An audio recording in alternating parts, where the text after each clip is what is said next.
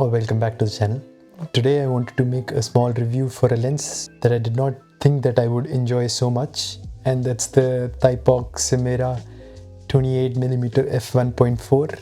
You may have already heard about this lens. There have been a lot of reviews recently on YouTube for this lens. I think it was one of Thypoch's first lenses that they released. If you have not heard about this lens or this company before, let me help you quickly catch up. So Thypoch is a relatively new lens manufacturer out of China, primarily known for its M-mount lenses, but they also have lenses for the Nikon Z mount, the Sony E and the Fujifilm X mount as well.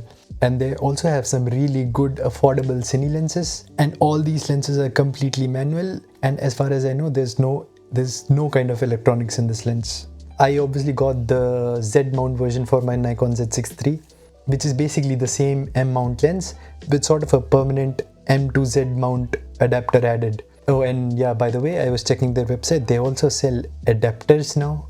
So basically you can get the M mount version and the adapter separately from the Thypoch store, which I think is good. If possible, get the M mount version because you can adapt it to any system. So that way, if you were to change your camera tomorrow, you don't need to worry about selling this lens as well.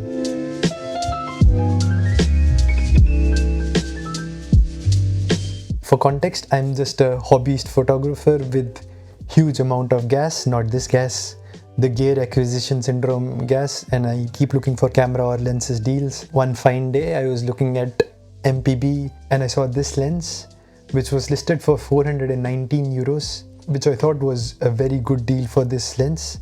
I always thought that manual focus lenses were a little overhyped. I didn't understand why would you buy a manual focus lens over an autofocus lens, especially now that I have the Nikon Z6III. The autofocus on this camera is really good. I was seeing a bunch of YouTube reviews of this, and generally it's all a positive review, right? So I was always tempted to buy this lens, but then I always thought, why would I ever pay, like, I don't know, it was released for I think 700 or 800 euros. Why would I spend 800 euros and then I'll have to focus manually myself? But then when I saw this deal on MPB for 419, I was super tempted. So I pulled the plug and I bought the lens, and I knew that if I did not like it, I could always send it back. But spoiler alert, I totally love this lens. You'll see shortly why I love this lens. And honestly, for a fast 28mm lens like this, I think 420 euros is a steal. Oh, and regarding manual focus, I think I finally understand why people like manual focus lenses. And I might be at that stage when I'm finally understanding zone focusing properly. Quickly, let's discuss the build quality of this lens. The most impressive part about this lens was the package that it arrived in. It looks like a box for a watch instead of a lens. I started loving the lens as soon as I saw that box, in fact.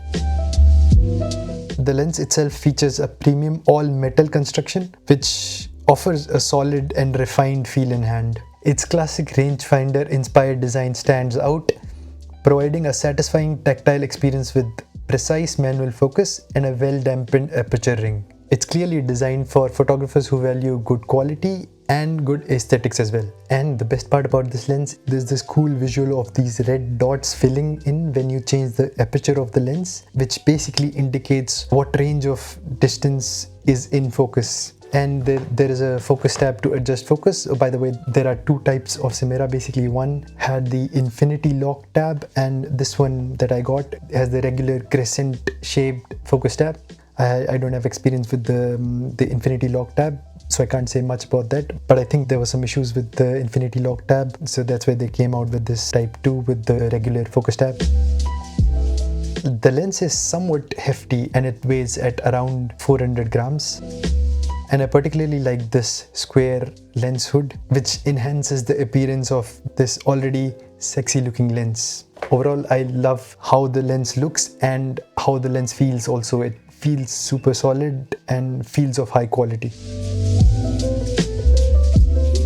Okay, now let's discuss what I love about this lens. The main use out of this lens for me would be street photography.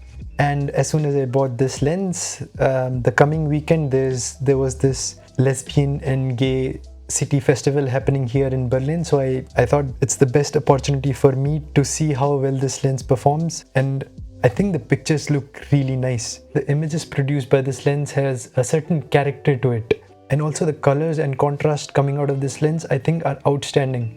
If you purchase it, you will likely want to shoot at f1.4 most of the time, because I think it has this really nice 3D pop. It has a very pleasing, unique kind of bokeh which gives the images a sort of a character, you know.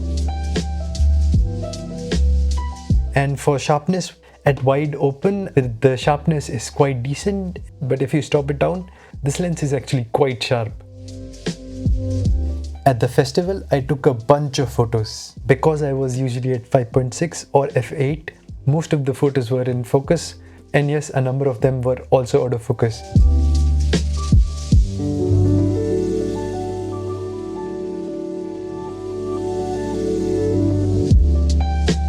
So this is my first time with the manual focus lens, and honestly I'm enjoying by setting a distance on the lens and trying to nail the focus without looking at the viewfinder or on the LCD. It's a really fun and addictive process. So what I meant by setting the distance and guessing the focus was basically that what I'm doing here, this here is the focus ring, which basically tells what range of distance is in focus, and here's the aperture ring, which increases or decreases the focus depth, which is indicated by these cool red dots. Okay, so suppose I am at f2, and now if I move this here, this means my focus range will be somewhere between 3.5 to 4.5 feet. The distance mentioned in red is feet and the white is meters. So 1 to about 1.3 meters. Yeah, so I'm basically setting the distance range here, and I try to guess the distance between me and my subject. That's basically also what's called zone focusing. For video, I think the lens performs really nice. Here's a bunch of sample footage that depicts this.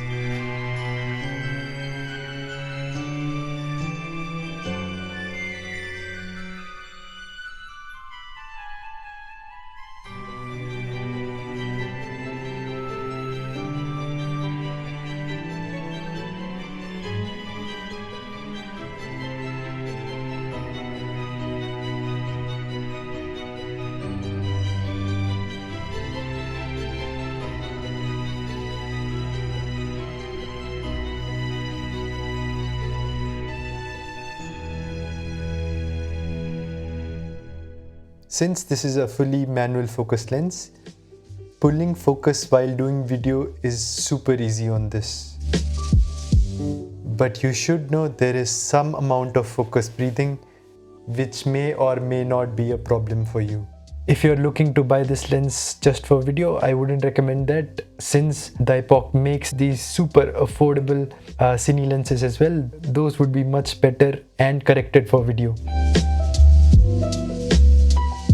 Okay, now that I've talked about all good parts about this lens, let's talk about some problems that I faced with this. The first problem that you're going to see with this lens is when you're shooting wide open, there is significant amount of vignetting that you will see in your pictures, which can be corrected in Lightroom. But since there are no electronic contacts on the lens, Lightroom doesn't really recognize that the photo was clicked on a Thypoch, and I don't think so there is a Thypoch's lens setting on Lightroom. So what I meant by Lightroom not having a profile so that the lens correction is automatically adjusted is, so when you come here under this lens correction, you see these two options, there's profile or manual. If you go to profile and try to enable profile corrections, ideally it should automatically adjust the lens corrections by recognizing what lens this picture was shot on. But since the lens does not transmit any data to the camera, there is no way for Lightroom to know what lens this was shot on. And if you try to search for it here in this drop down which contains the profiles of the lenses, you'll see that Thypoch isn't even listed here. But it's not a huge problem, as you can remove the vignetting manually also. Yeah, the second one is just be careful when you're shooting directly into the sun. There is flaring on this lens, and this lens creates this specific type of flare that ends up in your pictures, which you basically cannot remove in post. Well, maybe you can remove in post with AI. Okay, I quickly also wanted to show how you can remove this ghosting by the help of AI. So what you can do is, here in Lightroom, you can come to this option, which is remove, and then yeah, make sure your use generative AI is selected. It should be selected by default, and what you need to do is just paint over this and say remove. Yeah, there you go. So not a big issue. But yeah, if you shoot directly in the sun, you clearly see this flare. I have this flare in a bunch of my pictures. And this is also another con of the lens. Since it does not have electrical contacts with the camera, there is no EXIF data put into the images. So basically there is no way for the camera to know what aperture the photo was taken at. And another problem because of this electrical contacts not being there, you know how Nikon has this really cool features. If you're manually focusing a lens, it will still indicate when the exact point is in focus by basically turning the focus box to green. Those features are also not possible with this lens. Again, because the lens cannot communicate with the camera body. Okay, regarding the contacts not being there on the lens, there's one more issue when you mount the lens on the Nikon body. That is, when I mounted the lens on the Nikon for the first time, I took a small video and I noticed that the stabilization was completely disabled. It was disabled and there was no option of enabling the stabilization, as you can see now. And I was a little worried that I won't be able to use stabilization with the lens, but I did a little research, and what you need to do is, once you mount the lens on the camera, you basically need to tell what profile the lens is. So how you can do that is, you just need to go to your menu, go to the wrench icon, and then from there on try to search for this non-CPU lens data. So what you can do here is define what kind of lens it is. That is, you can define the focal length and the maximum aperture of the lens. So I've already set the Thypoch here, which is 28mm focal length and maximum aperture of f1.4. As soon as you do this, your stabilization is enabled. There you go. Lastly, combined with the Z6III, the total weight comes at around 1.2 kilos, which I think is quite heavy, especially if you're carrying it for longer periods. So yeah, basically those were my initial thoughts about this lens. I think I went from thinking that I will never buy a manual focus lens to now thinking about selling all my autofocus lens to buy more manual focus lenses. This lens has really changed my perspective. I'm sold on just the looks of this lens. The photos it produces is just like a cherry on top. It's for this price, it was a no-brainer for me. And if you can also find a similar deal, I think you should go ahead and buy it. Yeah, let me know your thoughts if you're thinking about buying one or not in the comments. Thank you for watching, and I'll see you in the next one.